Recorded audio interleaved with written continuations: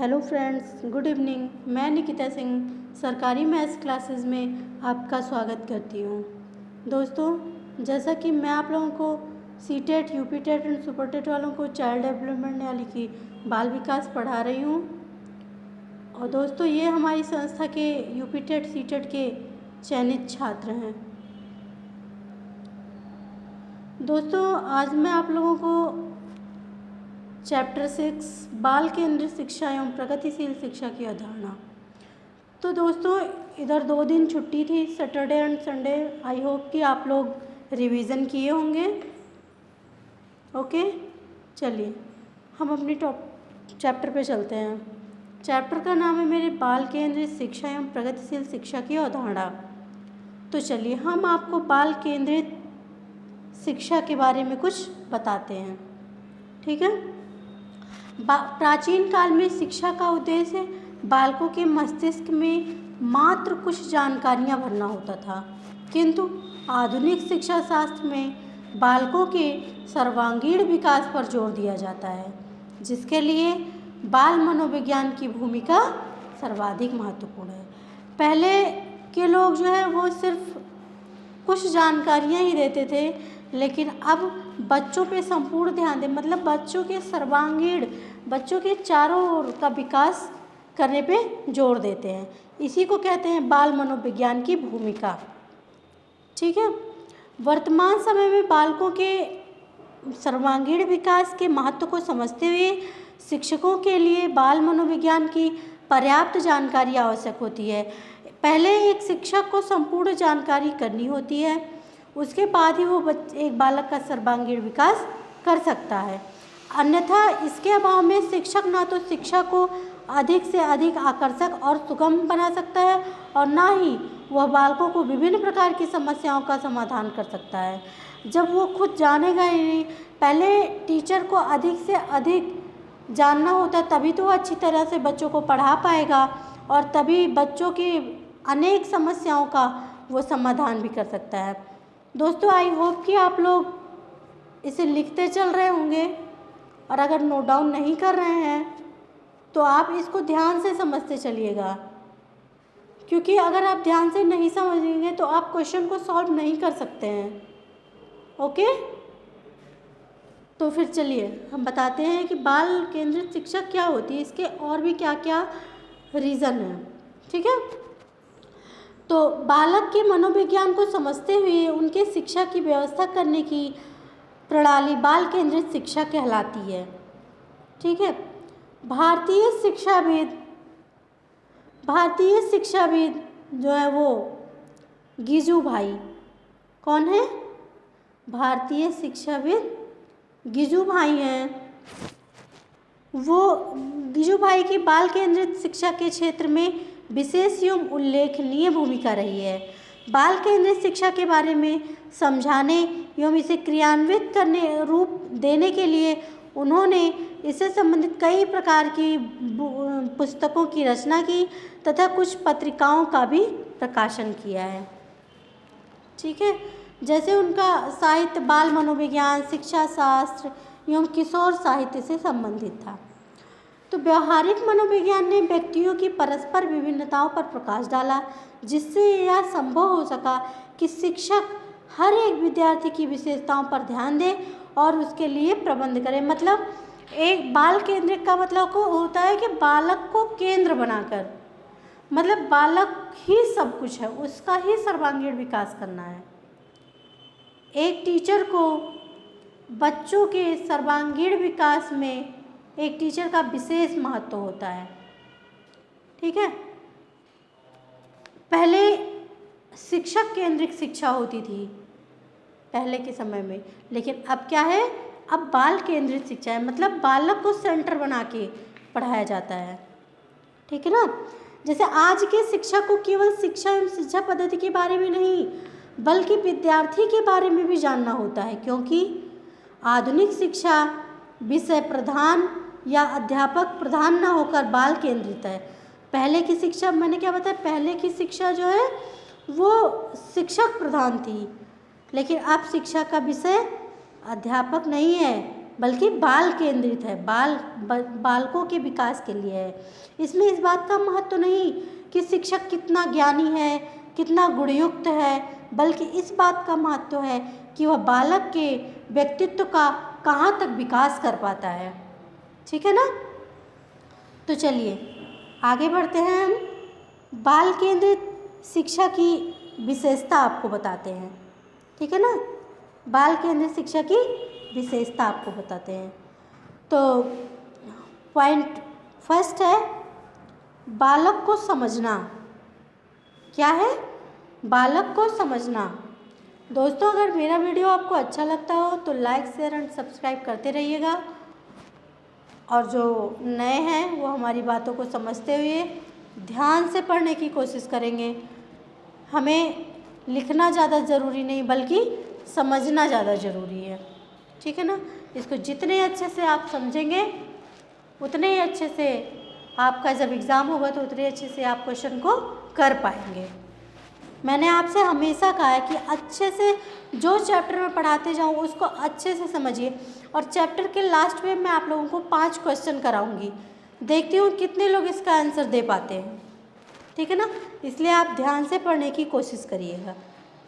चलिए, तो मैं बालक को समझना, ये मेरा पहला पॉइंट है। जैसे मैं आपको बताते जाती हूँ, आप नोट डाउन करना है तो नोट डाउन करिए, नहीं तो आप बस ध्यान से समझते जाइए। एक एक पॉइंट मैं आपको समझाते हुए चलती हूँ। जैसे किसी भी क्षेत्र में सफलता के लिए शिक्षक को बालकों के मनोविज्ञान की जानकारी अवश्य होनी चाहिए।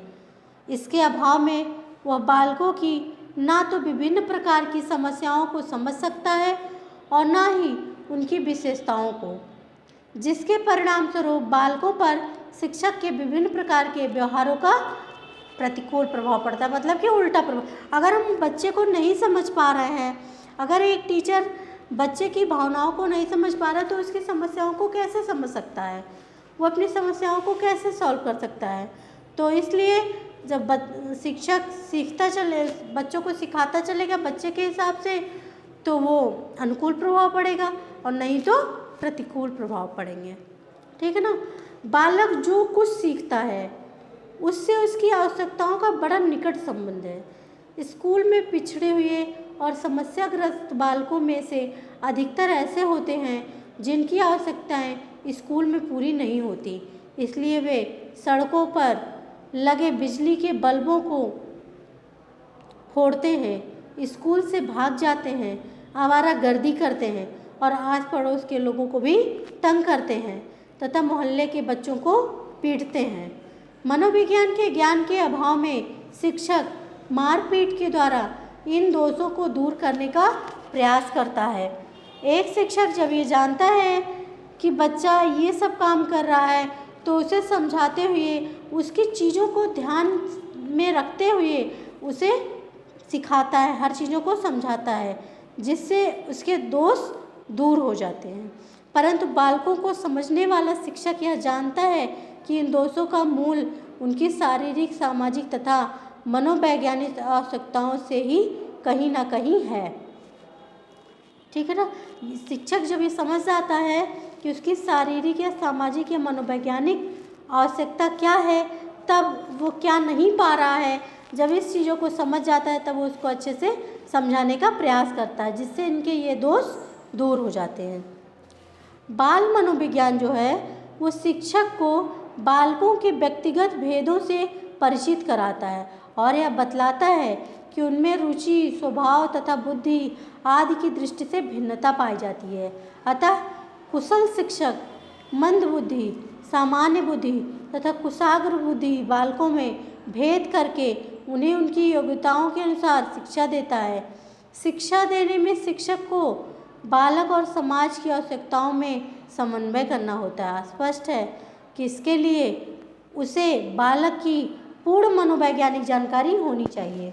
मतलब एक शिक्षक को यह जानकारी होनी चाहिए कि इसके पहले उसके दिमाग में क्या चल रहा है, उसका मानसिक विकास कैसा है, वो क्या सोच रहा है, क्या समझ रहा है, क्या करने की वो कोशिश कर रहा है। ठीक है ना। जब एक शिक्षक ये जान जाता है तब वो उसको सही दिशा में लेकर चल पाता है, अन्यथा नहीं चल पाता। ठीक है, चलिए हमारा नेक्स्ट पॉइंट है शिक्षण विधि, टीचिंग मेथड। ठीक है, चलिए हम इसके बारे में आपको डिटेल में बताते हैं। शिक्षा शास्त्र शिक्षक को यह बतलाता है कि बालकों को क्या पढ़ाया जाए, परंतु असली समस्या यह है कि कैसे पढ़ाया जाए। इस समस्या को सुलझाने में बाल मनोविज्ञान शिक्षक की सहायता करता है। आप लोग समझ रहे होंगे मैं ये क्या कहना चाह रहा है पॉइंट। ठीक है, बाल मनोविज्ञान सीखने की प्रक्रिया, विधियों, महत्वपूर्ण कारकों, लाभदायक और हानिकारक दशाओं, रुकावटों, सीखने का वक्र तथा प्रशिक्षण संक्रमण आदि विभिन्न तत्वों से परिचित कराता है। इनके ज्ञान से शिक्षक बालकों को सीखने में सहायता कर सकता है। आई होप कि आप लोग समझ रहे होंगे। मतलब बाल मनोविज्ञान सीखने की प्रक्रिया, पहले विधियों को, फिर महत्वपूर्ण कारकों को, फिर लाभदायक और हानिकारक दशाओं को, फिर रुकावटों को, फिर सीखने का वक्र कैसा है, ये सब, इस सब के ज्ञान से शिक्षक बालकों को सीखने में सहायता देता है। ओके, चलिए शिक्षा मनोविज्ञान शिक्षण की विधियों का भी मनोवैज्ञानिक विश्लेषण करता है और उनमें सुधार के उपाय बतलाता है। बाल केंद्रित शिक्षा में शिक्षण विधि को प्रयोग में लाते समय बाल मनोविज्ञान को ही आधार बनाया जाता है। ओके, चलिए हमारा नेक्स्ट पॉइंट है मूल्यांकन और परीक्षण, इवैल्यूएशन एंड टेस्ट। तो चलिए इसके बारे में हम आपको बताते हैं। शिक्षण से ही शिक्षक की समस्या हल नहीं हो जाती, उसे बालकों के ज्ञान और विकास का मूल्यांकन और परीक्षण करना होता है कि वो कितना सीख रहा है, कैसे सीख रहा है, उसे क्या कैसे बताया जाए कि वो किस तरह से सीखे। सिर्फ पढ़ाना ही शिक्षक का काम थोड़ी होता है, सिर्फ पढ़ाने से ही पढ़ाते चले जाओ चले जाओ चले जाओ, इससे थोड़ी ना समस्या हल होती है। पहले हम उसके ज्ञान को जानते हैं, उसके विकास का मूल्यांकन करते हैं, तब हम उसको आगे बढ़ते हैं लेके। मूल्यांकन का अर्थ है कि परीक्षा की उन्नति का पता चलता है। मतलब जब हम बच्चे का टेस्ट लेते हैं तो हमें उससे उसका आकलन होता है, हाँ, कि वो कितना वो प्रोग्रेस कर रहा है पहले से और अब। शिक्षा की प्रक्रिया में शिक्षक और शिक्षार्थी बार बार यह जानना चाहते हैं कि उन्होंने कितनी प्रगति हासिल की है। बालक ये जानना चाहता है कि मुझे कितना आया, और टीचर भी, एक शिक्षक भी यह जानना चाहता है कि ये बच्चा कितना आगे बढ़ा, और यदि उन्हें सफलता अथवा असफलता मिली है तो क्यों और उसमें क्या परिवर्तन किए जा सकते हैं। ठीक है ना। इन सभी प्रश्नों को सुलझाने में मूल्यांकन के साथ साथ विभिन्न प्रकार के परीक्षणों और मापों की आवश्यकता पड़ती है। भारतीय शिक्षा प्रणाली में मूल्यांकन शब्द परीक्षा, तनाव और दुश्चिंता से जुड़ा है। मूल्यांकन के इस तनाव में दुश्चिंता को दूर करने के लिए वर्तमान बाल केंद्रित शिक्षा प्रणाली में सतत एवं व्यापक मूल्यांकन पर जोर दिया है, जो बालकों के इस प्रकार के तनाव और दुश्चिंता को दूर करने में सहायक साबित होते हैं। सतत मतलब जो धीरे धीरे चलने वाली प्रक्रिया, और व्यापक मतलब जिसकी हमें संपूर्ण जानकारी है, उसका मूल्यांकन किया जाता है।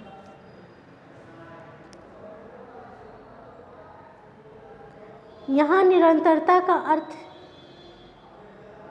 इस पर बल देना है कि छात्रों में वृद्धि और विकास के अभिज्ञात पक्षों का मूल्यांकन एक बार के कार्यक्रम के बजाय एक निरंतर प्रक्रिया, जिसे संपूर्ण अध्यापन अधिगम प्रक्रिया में निर्मित किया गया है।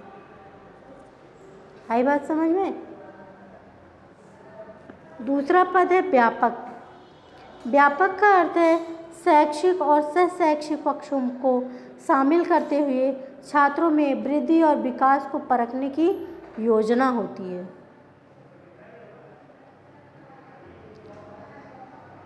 क्षमताएं, मनोवृत्तियां और सोच अपने आप को एक लिखित के अलावा अन्य रूपों में प्रकट करती है। इसलिए यह पद अनेक साधनों और तकनीकों के अनुप्रयोग को संदर्भित करता है।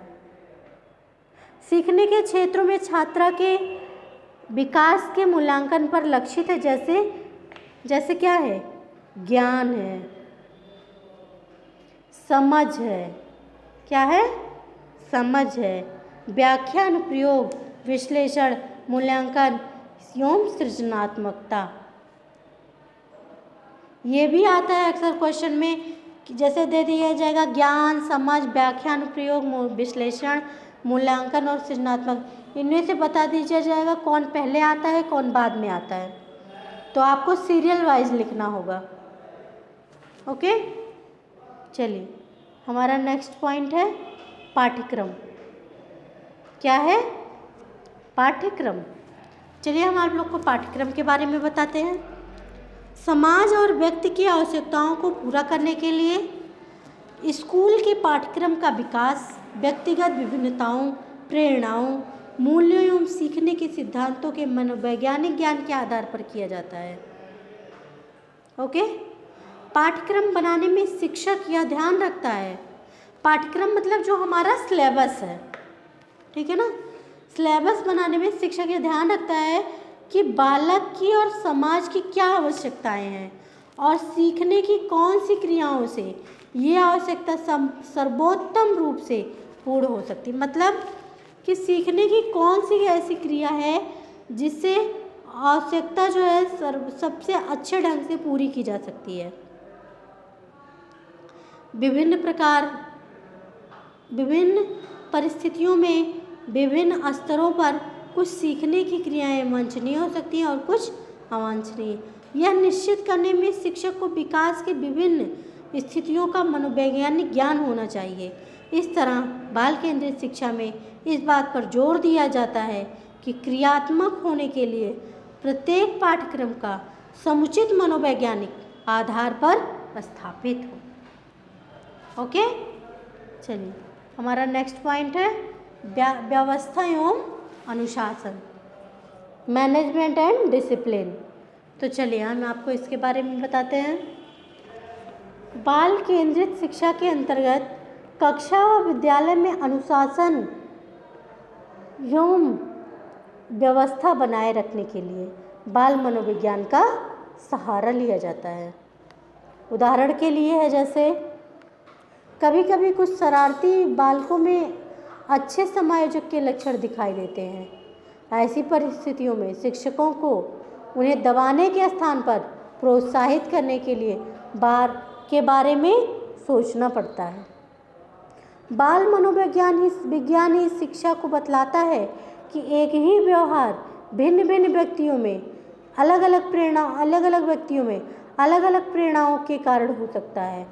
शिक्षक को उनके असली प्रेरक कारणों का पता लगाकर उनके अनुकूल व्यवहार करना चाहिए। ओके, चलिए मेरा नेक्स्ट पॉइंट है प्रयोग एवं अनुसंधान। क्या है? प्रयोग एवं अनुसंधान। चलिए हम आपको इसके बारे में बताते हैं। बाल केंद्रित शिक्षा में बालकों को प्रयोग एवं अनुसंधान की ओर उन्मुख करने के लिए भी बाल मनोविज्ञान का सहारा लिया जाता है। नई नई परिस्थितियों में नई नई समस्याओं को सुलझाने के लिए शिक्षक को स्वयं प्रयोग करते रहना चाहिए और उससे निकले निष्कर्मों का उपयोग करना चाहिए। मनोविज्ञान के क्षेत्र में होने वाले नए नए अनुसंधानों से जो नए नए तथा प्रकाश में आते हैं उनकी जांच करने के लिए भी शिक्षक को प्रयोग करने की आवश्यकता होती है। ओके,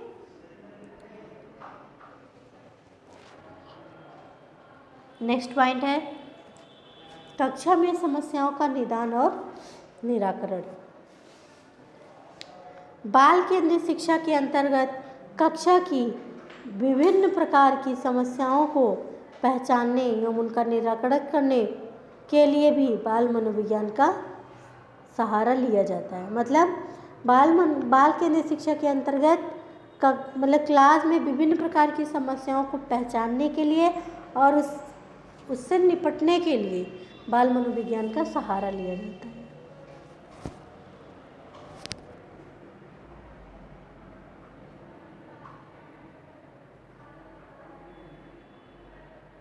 हमारा नेक्स्ट पॉइंट है प्रगतिशील शिक्षा। चलिए हम आप लोगों को प्रगतिशील शिक्षा के बारे में बताते हैं। प्रगतिशील शिक्षा पारंपरिक शिक्षा की प्रतिक्रिया का परिणाम है। प्रगतिशील शिक्षा की अवधारणाओं के विकास में संयुक्त राज्य अमेरिका मनोविज्ञान जॉन डेवी का विशेष योगदान दिया है। प्रगतिशील शिक्षा की अवधारणा इस प्रकार है: शिक्षक का एकमात्र उद्देश्य बालक की शक्तियों का विकास, व्यक्ति विभिन्नता के अनुरूप शिक्षण प्रक्रिया में भी अंतर रखकर इस उद्देश्य को पूरा किया जा सकता है। चलिए हमारा नेक्स्ट पॉइंट है प्रगतिशील शिक्षा के विकास में योगदान देने वाले मनोवैज्ञानिक सिद्धांत। तो हमारा पहला पॉइंट है मस्तिष्क एवं बुद्धि। क्या है? मस्तिष्क एवं बुद्धि। चलिए हम आप लोग को ब्रेन एंड इंटेलिजेंस के बारे में बताते हैं। मस्तिष्क एवं बुद्धि मनुष्य की उन क्रियाओं के परिणाम हैं जिन्हें वह जीवन की विभिन्न व्यावहारिक सामाजिक समस्याओं को सुलझाने के लिए करता है। ज्यों-ज्यों वह जीवन के दैनिक क्रियाओं को करने के लिए मानसिक शक्तियों का प्रयोग करता जाता है त्यों उसका विकास भी होता जाता है। आई बात समझ में? आई होप कि आपको बातें समझ में आ रही होंगी। मस्तिष्क ही वह सबसे प्रमुख साधन है जिसकी सहायता से मनुष्य अपनी समस्याओं को हल कर सकता है। ठीक है?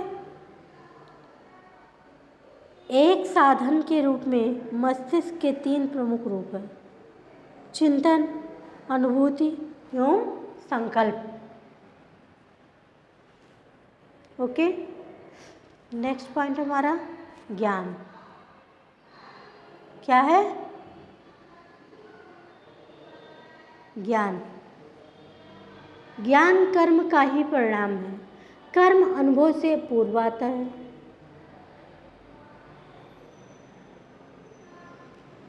अनुभव ज्ञान का स्रोत है।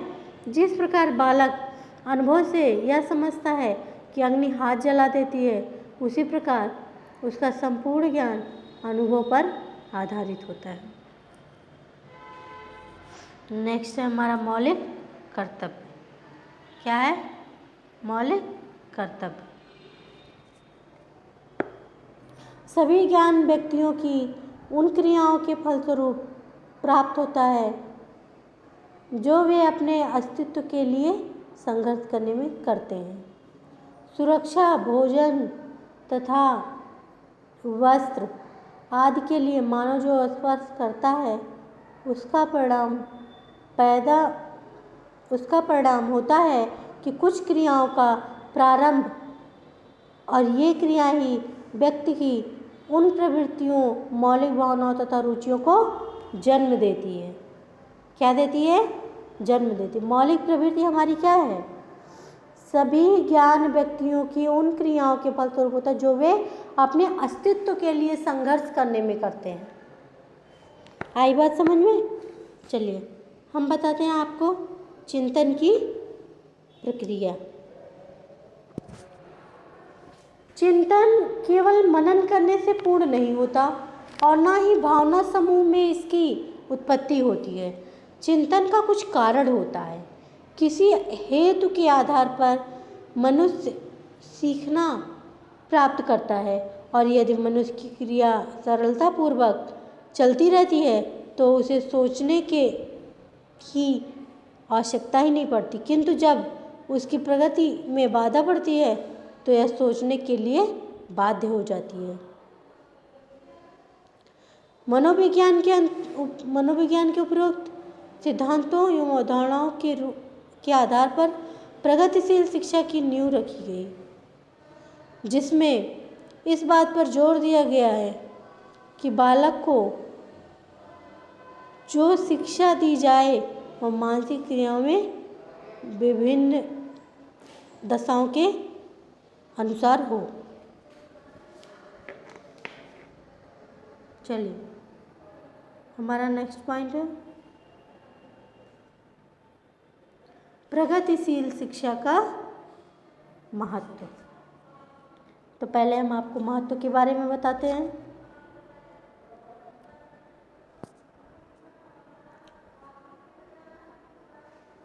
प्रगतिशील शिक्षा का महत्व, जैसा कि ऊपर कहा जा चुका है कि प्रगतिशील शिक्षा एकमात्र उद्देश्य से बालक की शक्तियों का विकास होता है, इसलिए इसके अंतर्गत इसी बात पर जोर दिया जाता है। किंतु बालक में विभिन्न शक्तियों का विकास किस प्रकार से होगा, उसके लिए कोई सामान्य सिद्धांत निश्चित नहीं किया जाता। प्रगतिशील शिक्षा यह बताती है कि शिक्षा बालक के लिए है, बालक शिक्षा के लिए नहीं है। इसलिए शिक्षा का उद्देश्य ऐसा वातावरण तैयार करना चाहिए जिसमें प्रत्येक बालक को सामाजिक विकास का पर्याप्त अवसर मिले। विद्यालय में एक समान उद्देश्य लेकर सामाजिक, नैतिक, बौद्धिक और शारीरिक कार्यों में एक साथ भाग लेने से बालकों में अनुशासन उत्पन्न होता है और उन्हें नियमित रूप से काम करने की आदत पड़ती है। यह ठीक है कि विद्यालय में शांतिपूर्ण वातावरण होने से काम अधिक अच्छा होता है, किंतु शांति साधन है, साध्य नहीं। शिक्षक को तो अपनी ओर से बालकों को उनकी प्रवृत्तियों के अनुसार नाना प्रकार के कामों में लगाए रखना चाहिए, और यदि इस प्रक्रिया में कभी कभी कुछ अशांति भी उत्पन्न होती है तो उसे दूर करने के लिए बालक की क्रियाओं पर रोक टोक करना उचित नहीं है। ओके, चलिए हमारा नेक्स्ट पॉइंट है प्राथमिक शिक्षा का सार्वभौमिकरण। सार्वभौमिकरण का अर्थ होता है सबके लिए उपलब्ध करना। प्राथमिक शिक्षा के सार्वभौमिकरण के अंतर्गत देश के सभी बच्चों के लिए पहली से 8वीं तक निःशुल्क और अनिवार्य शिक्षा का प्रावधान करने का उद्देश्य सुनिश्चित किया गया। इसमें इस बात पर जोर दिया गया कि इस अनिवार्य शिक्षा के लिए स्कूल बच्चों के घर के समीप हो तथा 14 वर्ष तक बच्चे स्कूल ना छोड़ें। ऑपरेशन ब्लैकबोर्ड, न्यूनतम शिक्षा स्तर, मध्याह्न भोजन स्कीम, पोषाहार सहायता कार्यक्रम, जिला प्राथमिक शिक्षा कार्यक्रम, सर्व शिक्षा अभियान, कस्तूरबा गांधी बालिका विद्यालय, प्राथमिक शिक्षा कोष इत्यादि प्राथमिक शिक्षा के सार्वभौमिकरण से संबंधित कुछ प्रमुख कार्यक्रम हैं। तो जैसा कि मैं आपको पहले बता रही हूँ सर्व शिक्षा अभियान के बारे में। सर्व शिक्षा अभियान प्राथमिक शिक्षा के सार्वभौमिकरण से संबंधित प्रमुख कार्यक्रम है। इसे सभी के लिए शिक्षा अभियान के नाम से भी जाना जाता है। इस अभियान के अंतर्गत सभी पढ़ें, सब पढ़ें, सब बढ़ें का नारा दिया गया है। सर्व शिक्षा अभियान भारत सरकार द्वारा 2000 से 2001 में प्रारंभ किया गया था। चलिए इसके अंतर्गत हम कुछ लक्ष्य निर्धारित किए गए हैं, इसको देखते हैं। विद्यालय शिक्षा गारंटी केंद्रों, वैकल्पिक विद्यालयों में वापस अभियान द्वारा वर्ष 2003 तक सभी बच्चों को विद्यालय में लाना है। वर्ष 2007 तक 5 वर्ष के आयु वाले सभी बच्चों को प्राथमिक शिक्षा पूरी कराना है। वर्ष 2010 तक 8 वर्ष की आयु वाले सभी बच्चों की प्रारंभिक शिक्षा प्रदान कराया जाए। जीवन के लिए शिक्षा पर बल देने हेतु असंतोषजनक गुणवत्ता की प्रारंभिक शिक्षा पर ध्यान केंद्रित करना। स्कूल दाखिला अनुपात जो 1950 से 51 में 31.1% तथा 2003-2004 में बढ़कर 85% हो गया। यह सब शिक्षा अभियान के फलस्वरूप विद्यालय छोड़ने वाले बच्चों की संख्या में भारी कमी लाने में सफलता प्राप्त हुई, किंतु वर्ष 2010 तक यह सफलता लक्षित अनुपात तक प्राप्त नहीं हुई। चलिए मध्याह्न भोजन स्कीम देखते हैं हम। सुविधाहीन वर्गों से संबंधित बच्चों के प्रवेश, उपस्थिति प्रतिधारण एवं अध्ययन स्तरों के सुधार में करके प्राथमिक शिक्षा के व्यापीकरण को बढ़ाने तथा प्राथमिक स्तर के छात्रों की पोषाहार स्थिति को सुधारने के उद्देश्य से 15 अगस्त 1995 को पोषाहार समर्थन के राष्ट्रीय कार्यक्रम मध्याह्न भोजन स्कीम की शुरुआत की गई। यह योजना के अंतर्गत पहली से 5वीं कक्षा तक देश के राजकीय अनुदान प्राप्त प्राथमिक विद्यालयों में पढ़ने वाले सभी बच्चों 80% उपस्थिति पर प्रतिमाह 3 किलोग्राम गेहूं अथवा चावल दिए जाने की व्यवस्था की गई थी, किंतु इस योजना के अंतर्गत छात्रों को दिए जाने वाले खाद्यान्न एवं पूर्ण लाभ छात्र को न प्राप्त होकर उसके परिवार को मिल जाता था। इसलिए 1 सितंबर 2004 से प्राथमिक विद्यालयों में पके पकाए भोजन उपलब्ध कराने की योजना आरंभ की गई। इस योजना के अंतर्गत विद्यालयों में मध्यावकाश में मतलब कि जब दोपहर में लंच होता है, छात्र छात्राओं को सप्ताह में 4 दिन चावल से बने भोज्य पदार्थ तथा 2 दिन गेहूं से बने भोज्य पदार्थ दिए जाने की व्यवस्था की गई। प्रत्येक छात्र छात्रा के लिए प्रतिदिन 100 ग्राम खाद्यान्न से निर्मित सामग्री दिए जाने की प्रावधान है, जिसे पकाने के लिए परिवर्तन लागत की व्यवस्था भी की गई थी। ओके, चलिए हम अपना नेक्स्ट टॉपिक देखते हैं।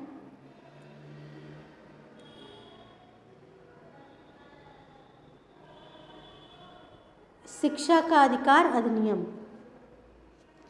शिक्षा का अधिकार मतलब राइट टू एजुकेशन अधिनियम 2009 राज्य परिवार और समुदाय की सहायता से 6 से 14 वर्ष तक के सभी बच्चों के लिए मुफ्त एवं अनिवार्य गुणवत्तापूर्वक प्राथमिक शिक्षा सुनिश्चित करता है। यह अधिनियम मूलतः वर्ष 2005 के शिक्षा के अधिकार विधेयक का संशोधित रूप से है। वर्ष 2002 में यह संविधान के 86वें संविधान संशोधन द्वारा अनुच्छेद 2021(1) के भाग 3 के माध्यम से 6 से 14 वर्ष तक के सभी बच्चों को मुफ्त एवं अनिवार्य शिक्षा उपलब्ध कराने का प्रावधान किया गया था। इसको प्रभावी बनाने के लिए 4 अगस्त 2009 को लोकसभा में यह अधिनियम पारित किया गया, जो 1 अप्रैल 2010 से पूरे देश में लागू किया गया। देखिए ये क्वेश्चन आपका बन सकता है सुपर टेट में। 1 अप्रैल 2010 से पूरे देश में यह लागू किया गया है। क्या लागू किया गया है? राइट टू एजुकेशन, शिक्षा का अधिकार। शिक्षा के अधिकार अधिनियम की खामियां क्या क्या हैं? देखिए, इस अधिनियम की सबसे बड़ी खामी यह है कि इसमें 0 से 6 आयु वर्ग के 14 से 18 वर्ष आयु वर्ग के बच्चों की बात नहीं की गई है। अंतर्राष्ट्रीय बाल अधिकार समझौते के अनुसार 18 वर्ष तक की आयु तक के बच्चों को बच्चा माना गया है, जिसे भारत सहित 114 देशों ने स्वीकृति प्रदान की है। फिर भी 14 से 18 वर्ष आयु की शिक्षा की बात इस अधिनियम में नहीं की गई। मतलब है इसमें 6 से 14 वर्ष तक की आयु के सभी वर्गों के सभी बच्चों को अनिवार्य रूप से प्रारंभिक से माध्यमिक स्कूल तक की शिक्षा देने पर जोर दिया गया है। इससे हम आयु वर्ग के बच्चों का भविष्य उज्जवल होगा। ओके, शिक्षा ही मनुष्य को विश्व के अन्य प्राणियों से अलग कर उसे श्रेष्ठ एवं सामाजिक प्राणी के रूप में जीवन जीने के काबिल बनाती है। इसके अभाव में न केवल समाज का बल्कि पूरे देश का विकास अवरुद्ध हो जाता है। ओके दोस्तों,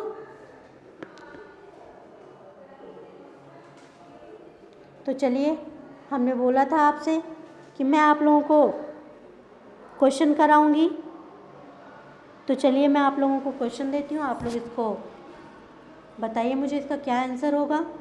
प्रगतिशील शिक्षा निम्नलिखित में से किस कथन से संबंधित है? ऑप्शन ए, शिक्षक सूचना और प्राधिकार से प्रवर्तक होते हैं। ऑप्शन बी 2, ज्ञान प्रत्यक्ष अनुभव और सहयोग से उत्पन्न होते हैं। ऑप्शन 3, अधिगम तथ्यों के एकत्रीकरण और कौशल में प्रवीणता के साथ सीधे मार्ग पर चलता है। ऑप्शन 4, परीक्षा मानदंड संदर्भित और बाह्य होता है। बताइए दोस्तों, इसका कौन सा ऑप्शन करेक्ट है? कमेंट कीजिए।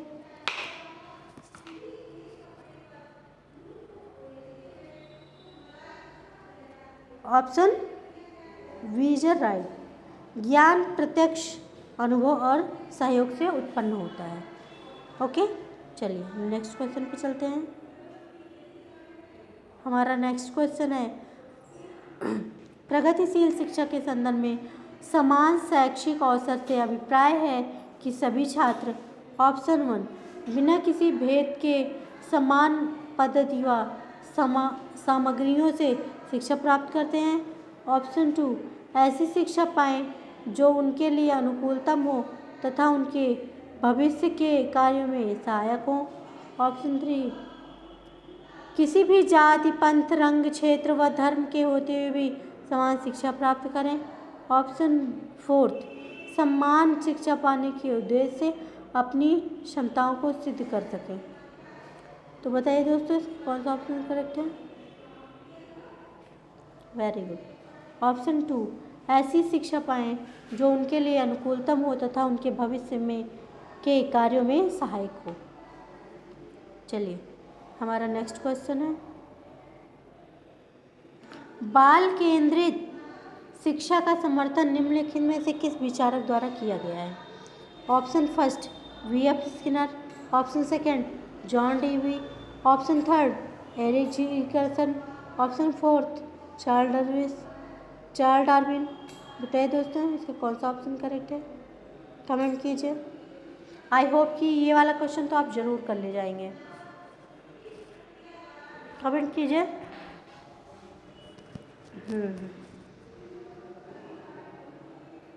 Option second, John Dewey. चलिए हमारा नेक्स्ट क्वेश्चन है, जॉन डीवी द्वारा समर्थित लैब विद्यालय के उदाहरण हैं। नंबर 1, फैक्ट्री विद्यालय। नंबर 2, प्रगतिशील विद्यालय। नंबर 3, रिपब्लिक विद्यालय। नंबर 4, सामान्य विद्यालय। बताइए दोस्तों, इसका कौन सा ऑप्शन करेक्ट है? ऑप्शन सेकंड, प्रगतिशील शिक्षा विद्यालय। ओके, चलिए नेक्स्ट क्वेश्चन पे चलते हैं। नेक्स्ट एंड लास्ट क्वेश्चन,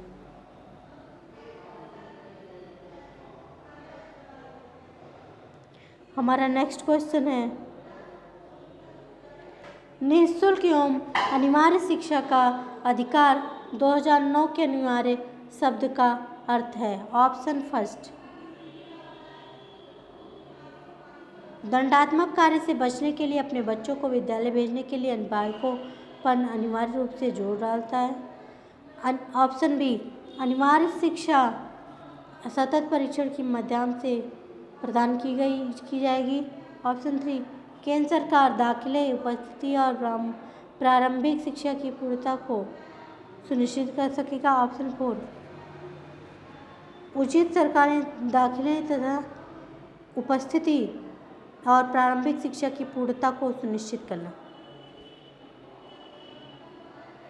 बताइए दोस्तों, कमेंट करिए, इसका कौन सा ऑप्शन करेक्ट है? ऑप्शन 4, उचित सरकारी दाखिले, उपस्थिति और प्रारंभिक शिक्षा की पूर्णता को सुनिश्चित करें। तो दोस्तों, हमारा चैप्टर, हमारा क्वेश्चन अभी यहीं पे समाप्त होता है। यह हमारी संस्था का एड्रेस है, M38 sector 12 block M Pratap Vihar near Domino's Ghaziabad. दोस्तों, हमारी संस्था से आप जुड़ना चाहते हैं तो हमारा मोबाइल नंबर है 9910386775।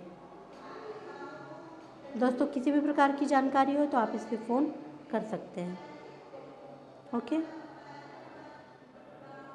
थैंक्स फॉर वॉचिंग, धन्यवाद।